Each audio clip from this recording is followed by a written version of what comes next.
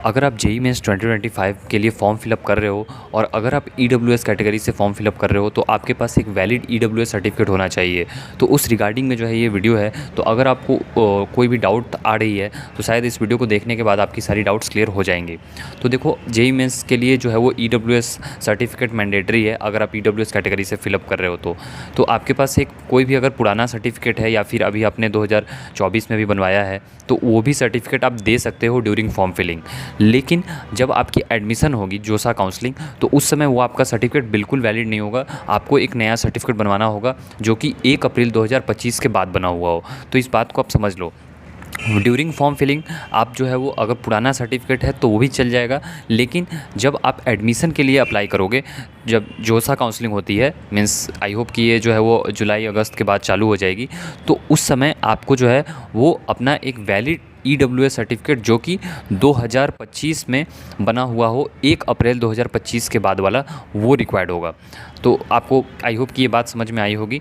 जो डेट का डिफरेंस है, पुराने अभी जो फॉर्म फिलअप हो रही है उसमें आपका पुराना सर्टिफिकेट है वो भी चलेगा, लेकिन काउंसलिंग में जब आपकी एडमिशन की काउंसलिंग होगी तो उसमें पुराना वाला सर्टिफिकेट नहीं चलेगा, आपको नया सर्टिफिकेट देना पड़ेगा। फिर बात आती है कि आपका सर्टिफिकेट कौन से लेवल से बना होना चाहिए, या इंग्लिश हिंदी में, या आप सेंट्रल गवर्नमेंट का, स्टेट गवर्नमेंट का। तो देखो, ऐसा कुछ हार्ड एंड फास्ट रूल नहीं है कि क्योंकि जो फॉर्मेट है वो स्टेट गवर्नमेंट के लिए भी सेम है और सेंट्रल गवर्नमेंट के लिए भी सेम है। तो अगर आप जो है वो स्टेट गवर्नमेंट वाला बनवाते हो वो भी चलेगा, सेंट्रल गवर्नमेंट वाला बनवाते हो वो भी चलेगा। लेकिन अगर बात की जाए कि दोनों में से कोई एक चूज़ करना हो तो आप जो है वो सीधा मैं बोलूँगा कि वो सेंट्रल गवर्नमेंट, हालांकि दोनों का फॉर्मेट सेम है।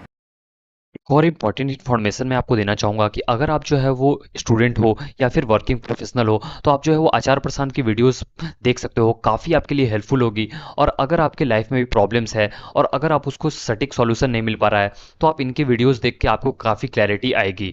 आप इनके ऐप पे भी जा सकते हो। आचार प्रसाद ऐप जो है वो गूगल प्ले स्टोर में आप देखोगे तो आपको मिल जाएगा। इनके चैनल पे आप देखोगे तो लगभग जो है वो 4 करोड़ से ज़्यादा लोग जो है वो जुड़ चुके हैं, और इनकी जो वीडियोज़ होती है वो डे टू डे लाइफ से रिलेटेड होती है, जो कि काफ़ी जो है वो आपको इंसाइटफुल एजुकेशन यहाँ पे मिलता है। तो आप जो है वो इनकी वीडियोस और ऐप को एक बार ज़रूर देखना। नाम याद जरूर कर लो, आचार्य प्रसाद। फिर बात आती है कि इंग्लिश में होना चाहिए, हिंदी में होना चाहिए, लोकल लैंग्वेज में आपका सर्टिफिकेट है तो कौन सा वैलिड है। तो उस केस के लिए आपका अगर सर्टिफिकेट इंग्लिश में रहे तो बेटर रहेगा, आपको कोई भी आगे प्रॉब्लम नहीं होगी। लेकिन अगर आपकी सर्टिफिकेट हिंदी में भी रहती है तो भी आपको कोई इशू नहीं होने वाली है। अगर आप साउथ के स्टूडेंट हो और तो आपका जो है वो कोशिश करो कि इंग्लिश में सर्टिफिकेट बने, क्योंकि अगर आप नॉर्थ के कॉलेजेस में आओगे तो ड्यूरिंग डॉक्यूमेंट वेरिफिकेशन थोड़ी आपको प्रॉब्लम हो सकती है। इन दैट केस आप जो है वो सर्टिफिकेट का एक एफिडेविट बनवा सकते हो इन ट्रांसलेटेड इन इंग्लिश। तो ये भी आप काम कर सकते हो।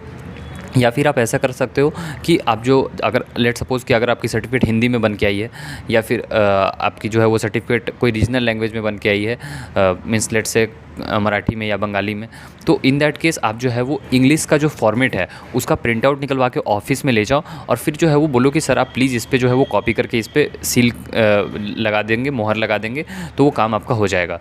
तो आप जो है वो ये सारे स्टेप्स कर सकते हो। फिर बात आती है कि आपका जो सर्टिफिकेट है वो कौन से लेवल के ऑफिसर से बना होना चाहिए।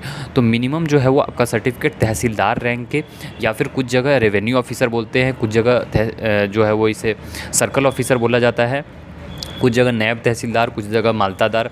तो इन सभी नेम से जो ऑफिसर्स रहते हैं इन सभी की रैंक जो है वो ऑलमोस्ट इक्विवेलेंट होती है मीन्स इंडिया में।